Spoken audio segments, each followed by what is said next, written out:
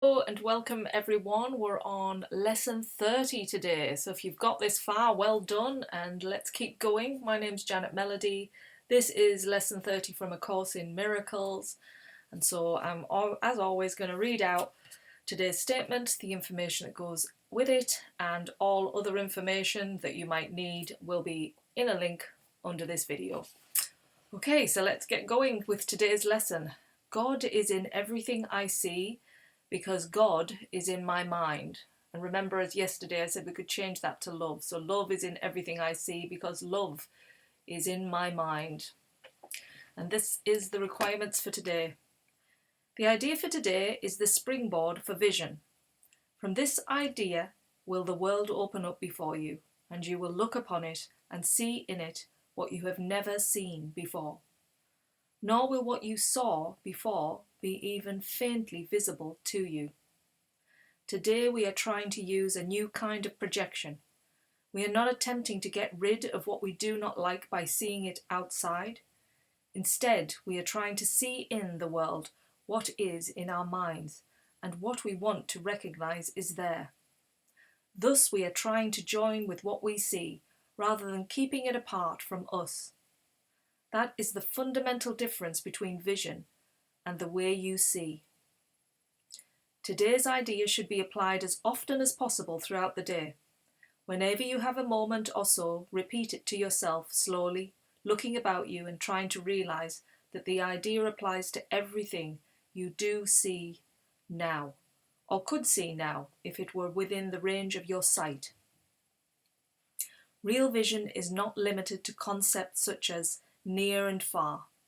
To help you begin to get used to this idea, try to think of things beyond your present range, as well as those you can actually see, as you apply today's idea.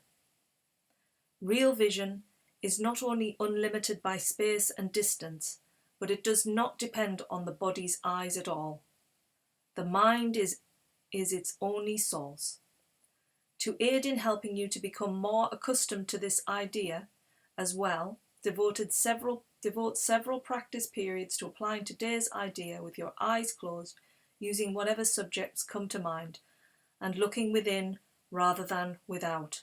Today's idea applies equally to both. Right, so that's quite short and to the point today.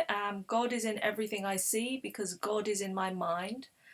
We're asked to use this statement throughout today, remember it as often as we can, and to, use it on things and also things beyond what we actually see within the depths of our mind. So for me, it's sort of taking my vision from what I was yesterday, where I was looking outside and projecting around me. Now it's almost like my vision is coming from the back of my head. It's like in here, and what I'm seeing is then pushed out onto the world. So it's seeing it in a turnaround way. And for me, I find the hardest things with these kind of lessons is you can do it with objects. You can see the love and beauty in a cup, say. It's like it's easier anyway for me to project that. But when you come to a person, especially people who are closer to you, and you have those triggers, what we call, which is about your ego and the meaning you've made, and your family are the ones that can rise them up in you. And they're actually gifts, really, when I look at it. They're gifts because they're getting me to wake up to all the meanings that I've put onto things and the protection I want around them. It just creates suffering. It creates suffering because it creates conflict, and you don't need that conflict. Just rise above it, as they say, rise above the trigger and see that it's just a meaning you've placed, a meaningless meaning. It's not love. Come from a place of love. Love does transform things. I know it sounds really sort of wishy-washy, and that kind of thing, but love. Look at John Lennon, how he got moving with the movement of love, how that transcended into something huge. Look at, Martin Luther King. He was coming from that place, no attack, no conflict. He wanted to come from a place of, and the movements that makes is just amazing. We can't comprehend how things like that can change our lives. Another example I wanted to give as well, I was thinking about today, was when I was in Mexico, and the identity with the body, like as we're aging, and the meanings we put on that, the meanings the ego puts on getting old and things starting to change in you and outside of you, and the judgments we put on that there's ugly, or there's all these things that we place outside. But when I was in Mexico, the weather, when I was out there, I wanted to keep my hair, and put my makeup on and just look presentable, whereas the weather was just so like humid that my hair, like, I'd dry it and like within 5 minutes it would just turn into this frizzy mob. Makeup, it was so hot it would just wash off, and in the end I had to let it go. I had to just let go of that trying to be perfect, and it was so liberating. I felt so, it was a weight lifted, because I just thought, oh, doesn't matter, just stick my hair back, put a cap on, put a hat on, whatever, and just go out. And yeah, I remember feeling so free and just released of all that meaning and needing to, have things a certain way. It's like you can see beauty in anything, like in those people, like, abroad, I've seen like those people who have really like lived, and you see it in their faces, and they're old and their teeth are missing, but they're smiling and there's an energy behind them. It's illuminating, and that's love.